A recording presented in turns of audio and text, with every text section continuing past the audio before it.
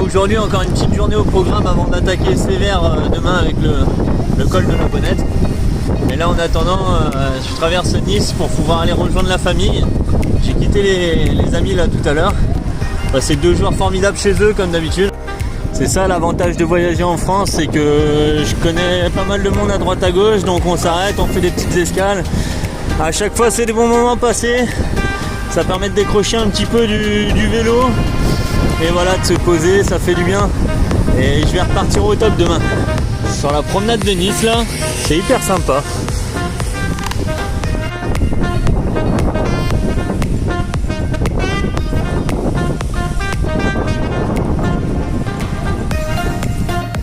Et ouais, 3e fois que je passe à Nice. Et je peux dire que ouais, ça grimpe par là-bas, ça grimpe.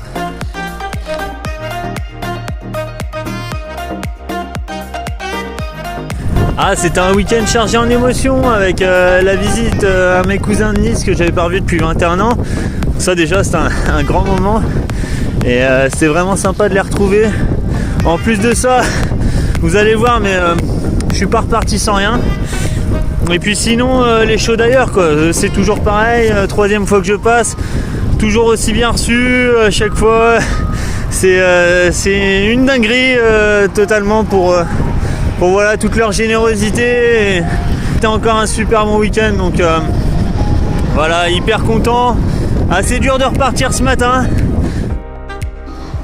Le col de la Bonnette il est ouvert, allez c'est parti. Bon, je dis ça, mais avant d'arriver en haut il reste encore 70 bornes, donc il y a le temps. Bon, normalement je devais pas prendre ce tunnel, mais la route est fermée de l'autre côté. Des gravats qui sont tombés sur la route, donc bon. Un peu étroit le trottoir, mais ça va.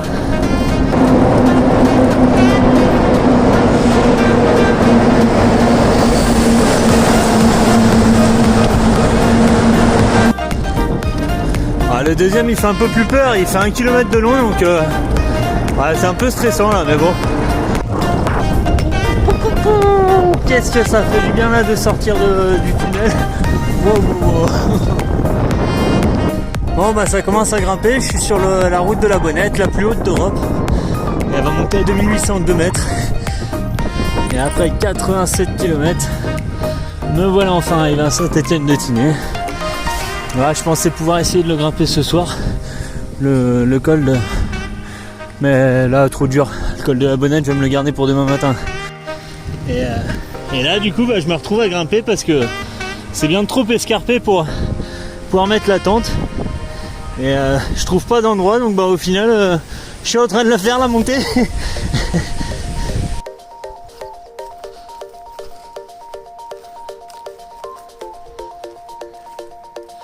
Et moi ce soir je dors dans cette case.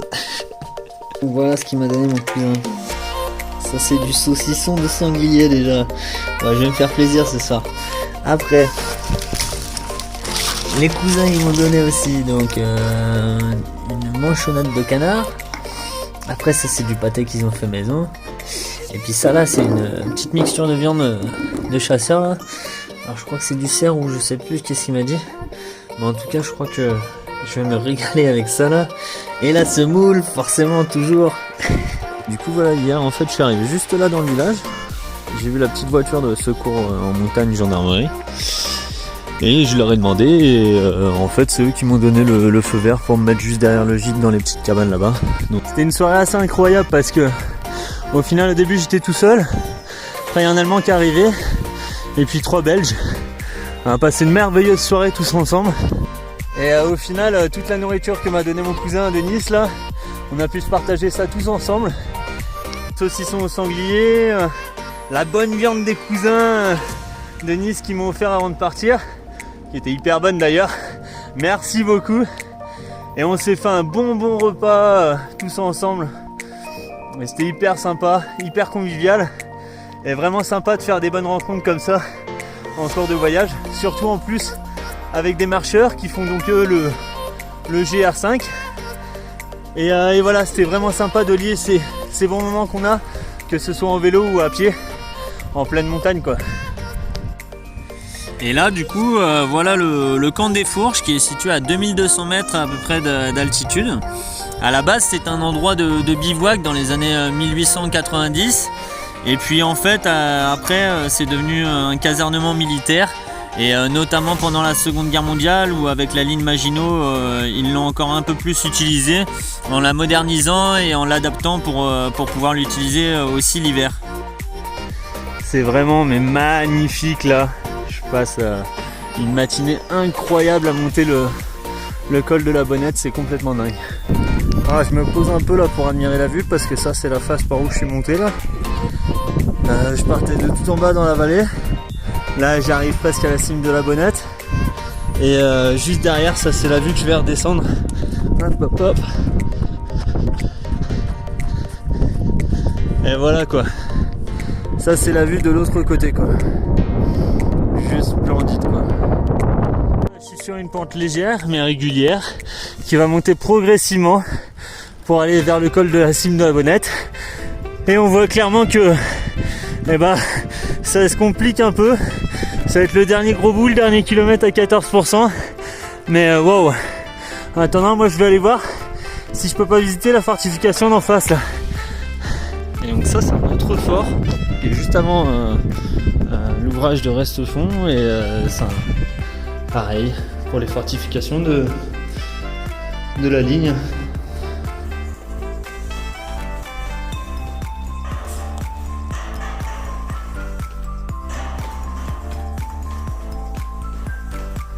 Wow. Et c'est de la neige. C'est de la neige qui est là et après on voit que ça part. Waouh, regardez ça. Je fais attention où je marche quand même.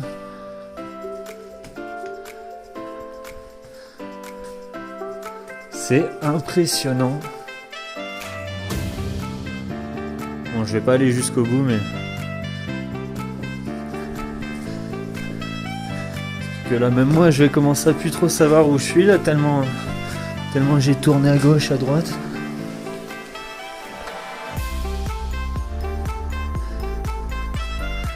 Des ouvrages fortifiés comme ça là, c'est assez dingue que ce soit ouvert au public et qu'ils ne soient pas condamnés ou fermés. Moi en tout cas je me régale à visiter ces ouvrages de la guerre. Avec tous les dortoirs là.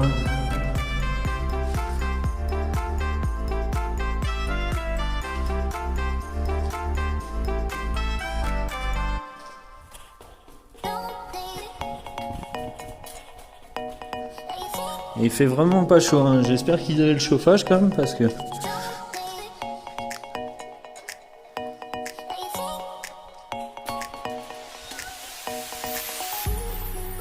quand je vous dis que ça part de tous les côtés là les couloirs...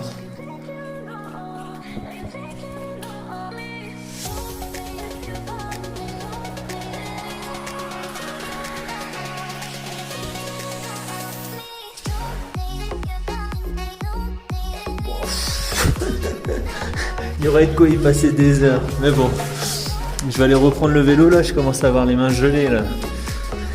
Tellement il fait froid dans ces grands conduits là.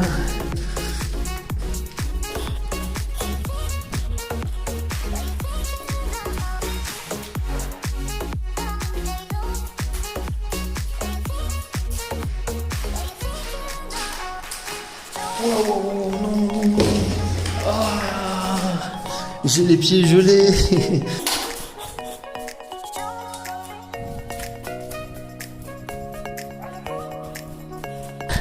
C'est un mur qui se présente devant moi. Donc on va garder son souffle et se concentrer pour la grimper. Ouais. Allez, faut pas lâcher là.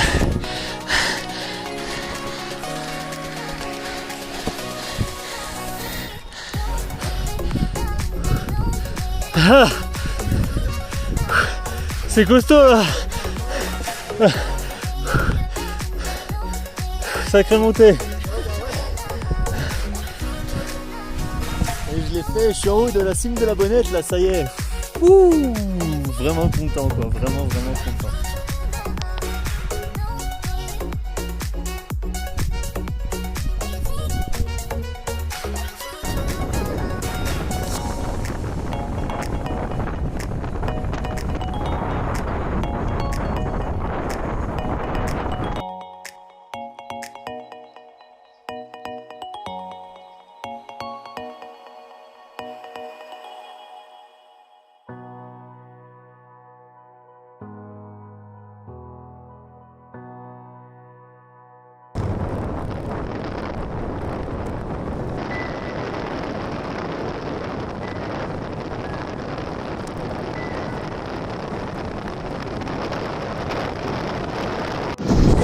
Et là du coup je passe par Barcelonnette, c'est une ville qui était sur mon parcours. Et il y a un Intersport qui s'y cache, donc je vais pouvoir compléter le challenge d'Intersport Guérande et Pontchâteau en allant prendre une petite photo habituelle devant la boutique. Et le voilà, mais bon il est fermé. Ah, par contre je pensais dérouler tranquillement dans la descente de la vallée pour aller rejoindre le lac, mais non, pas du tout, il y a 40 km/h de vent contre moi, donc on pédale quoi. Ah, j'ai laissé passer un tracteur et comme ça je le suis. Lui il me coupe du vent et ça me permet d'avancer à 30 km/h au lieu de 15. Parce que même en descente, le vent il me freine de trop. Et puis bah sinon c'est toujours aussi beau. Et voilà, les montagnes maintenant c'est derrière moi. Je vais longer le lac de Serponçon pendant un petit moment. Et ça va être encore que du bonheur pour aujourd'hui. Et donc voici les demoiselles coiffées, ce sont donc des colonnes rocheuses. En réalité c'est des moraines glaciaires que l'érosion a sculptées au fur et à mesure des millénaires. Elles sont donc d'une hauteur de plusieurs mètres et elles ont un petit chapeau en pierre sur le dessus, d'où leur nom de demoiselles coiffées, comme si c'était un petit peu un chapeau quoi. Bon, déjà j'avais besoin de faire des courses là parce qu'on est en fin de journée comme d'habitude, et puis bah avant ça, il y a un petit Intersport.